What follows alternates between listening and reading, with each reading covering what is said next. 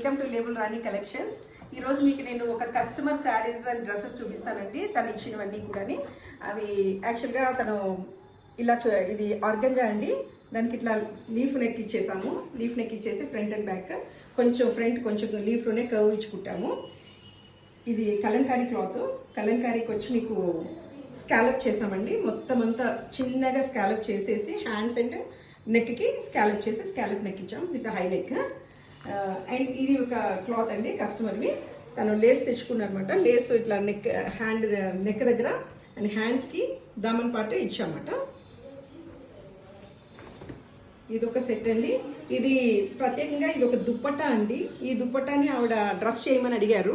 అడిగితే సరే అనేసి ఈ బోర్డర్ దుప్పట్టాకి అడుగుని వచ్చిందన్నమాట.